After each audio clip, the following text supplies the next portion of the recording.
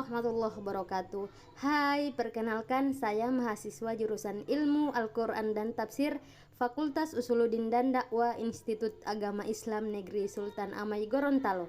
Pada video kali ini saya akan menjelaskan materi tentang hormat kepada orang tua.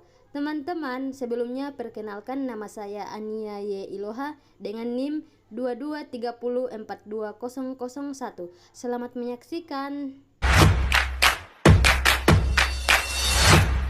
Baik, yang pertama yaitu pengertian hormat dan patuh. Hormat berarti menghargai, takzim dan khidmat kepada orang lain, baik kepada orang tua, guru, dan sesama anggota keluarga. Berbakti kepada orang tua merupakan salah satu amal saleh yang mulia. Perintah berbakti kepada orang tua terdapat dalam beberapa ayat Al-Quran, diantaranya dalam Quran Surah Al-Baqarah ayat 83 yang artinya, dan ingatlah ketika kami mengambil janji dari Bani Israel, yaitu janganlah kamu menyembah selain Allah, dan berbuat kebaikanlah kepada ibu bapak, kaum kerabat, anak-anak yatim, dan orang-orang miskin, serta ucapkanlah kata-kata yang baik kepada manusia, dirikanlah sholat dan tunaikanlah zakat. Kemudian kamu tidak memenuhi janji itu kecuali sebahagian kecil daripada kamu, dan kamu selalu berpaling. Kemudian contoh perilaku hormat dan patuh.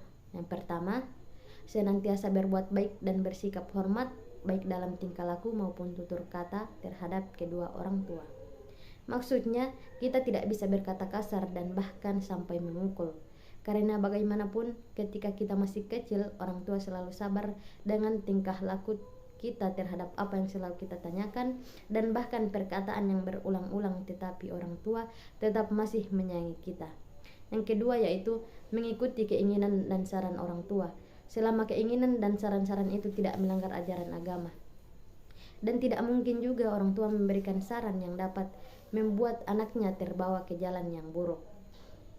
Kemudian yang ketiga yaitu membantu orang tua sesuai kemampuan. Maksudnya, kita harus selalu membantu orang tua ketika orang tua membutuhkan bantuan kita.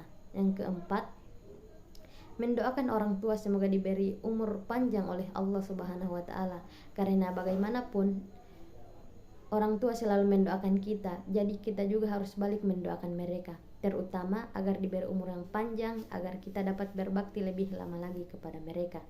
Yang kelima, menjaga dan merawat orang tua ketika orang tua sakit. Yang keenam, setelah orang tua meninggal dunia, kita menghormati orang tua dengan mendoakannya, karena meskipun telah terpisah jauh dan bahkan berbeda alam, tetapi doa pasti akan bisa menembusnya, dan itu akan menjadi salah satu bentuk penghormatan kepada orang tua yang telah meninggal dunia. Kemudian dalil tentang hormat dan patuh kepada kedua orang tua, yang artinya, dan Tuhanmu telah memerintahkan agar kamu jangan menyembah selain Dia, dan hendaklah berbuat baik kepada ibu bapa.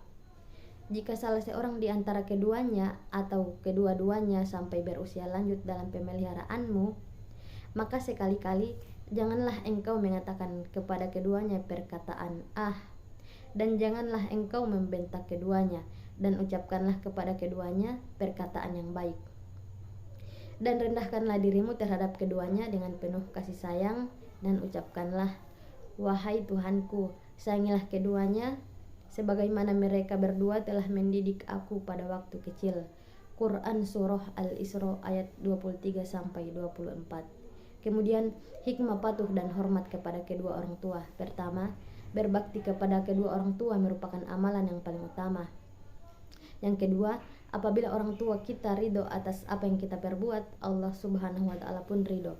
Yang ketiga, berbakti kepada orang tua dapat menghilangkan kesulitan yang sedang dialami, yaitu dengan cara bertawassul dengan amal saleh tersebut. Yang keempat, berbakti kepada kedua orang tua akan diluaskan rezeki dan dipanjangkan umur. Dan yang terakhir adalah berbakti kepada kedua orang tua dapat memasukkan kita ke jannah atau surga oleh Allah Subhanahu wa Ta'ala. Baiklah, itulah yang dapat saya sampaikan. Lebih dan kurangnya saya mohon maaf. Khairukum man ta'allamal Qur'an wa 'allamah. Assalamualaikum warahmatullahi wabarakatuh.